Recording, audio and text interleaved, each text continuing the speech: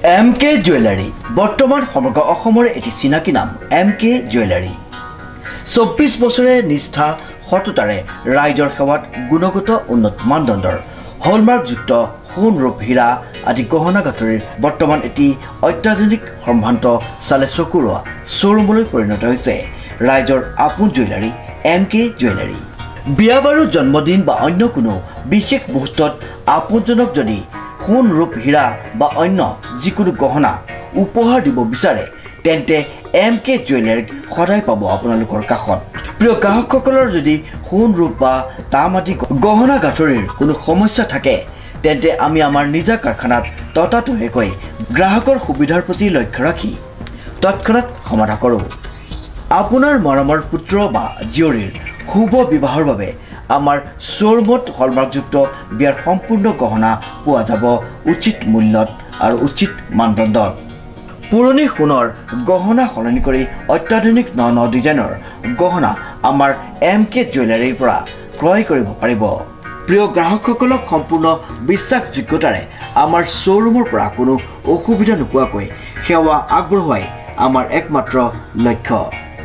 গতিকে আজি এই সপৰিয়ালে আহক আমাৰ শ্বৰুম MK জুৱেলাৰীলৈ আৰু লৈ যাওক আপোনালোকৰ সপোনৰ গহনা গাঁথৰিসমূহ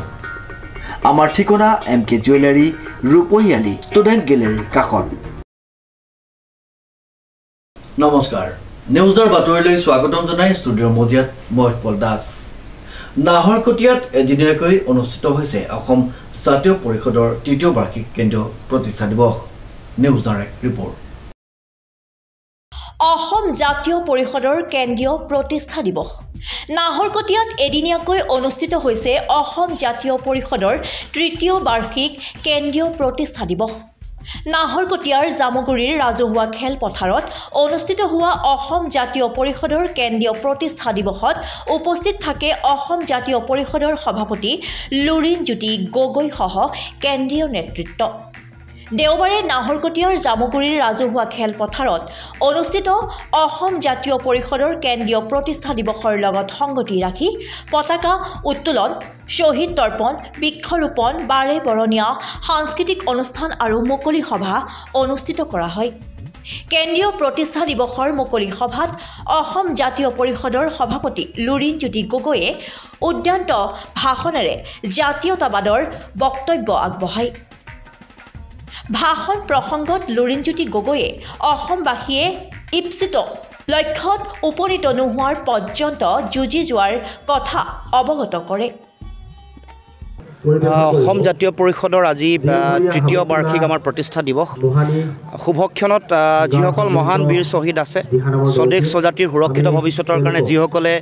জীৱনৰ সৰ্বোচ্চ ত্যাগ কৰিলে সেইসকলৰ প্ৰতি সশ্ৰদ্ধ প্ৰণিপাত জনাইছে এই শুভক্ষণত আৰু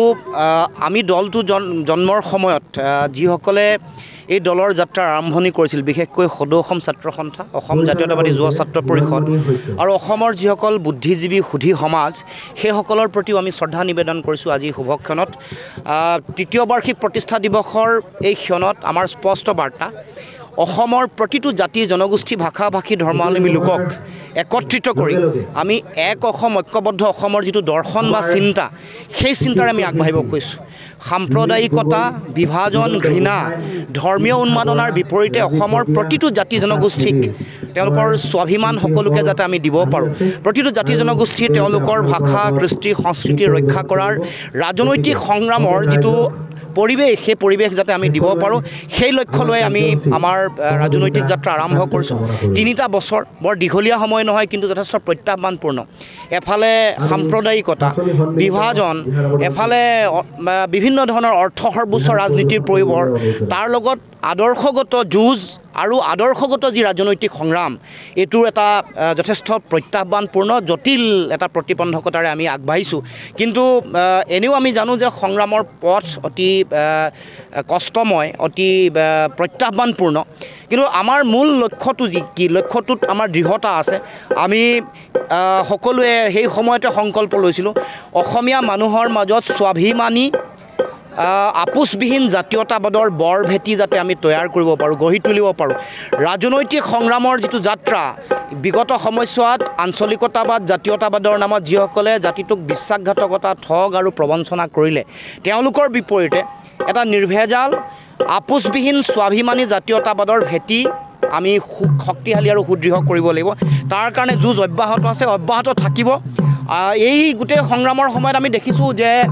বহুতে আপোচ কৰিছে, বিশ্বাসঘাতকতা প্ৰতাৰণা কৰিছে, ঠগিছে, দালালি কৰিছে।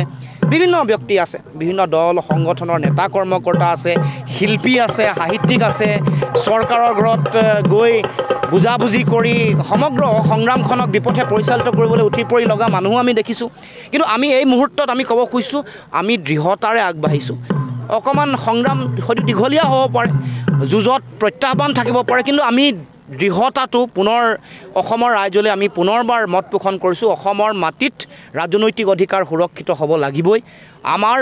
মাটি ভেটি, আমাৰ কৃষ্টি সংস্কৃতি সুৰক্ষিত হ'ব লাগিব। সম্পদৰ ওপৰত অধিকাৰ নিয়ন্ত্ৰণ হ'ব লাগিব। আমাৰ জাতি জনগোষ্ঠীসমূহৰ তেওঁলোকৰ যি অধিকাৰ আছে, সেই অধিকাৰো আমি সুৰক্ষিত কৰিব লাগিব। অসমত বসবাস কৰা বহুদিনৰ পৰা থকা বিভিন্ন জাতি জনগোষ্ঠী, হিন্দু, মুছলমান, শিখ, জৈন, পাৰ্চী, সকলোকে একত্ৰিত কৰি এক অসম কৰাৰ, ঐক্যবদ্ধ অসম কৰাৰ যিটো আমাৰ লক্ষ্য, এই লক্ষ্যত আমি অবিচল,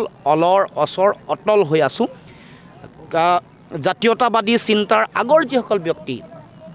আছিল, কোনোবাই হয়তো বেলেগ দল সংগঠনত থাকি এতিয়া তেওঁলোকে নিজৰ আদৰ্শ পৰিহাৰ কৰি ঠগ প্ৰবঞ্চনা কৰি বেলেগলৈ যাব পাৰে। কিন্তু আমি আমাৰ এই স্পষ্ট বাৰ্তা দিব খুজিছোঁ যে আগন্তুক দিনসমূহত আমি অসমৰ কাৰণে আমি কাম কৰিম, অসমৰ মানুহৰ কাৰণে কাম কৰিম। সেই লক্ষ্য আৰু উদ্দেশ্য আমাৰ অবিচল হৈ আছে। Bureau report, news now 24/7।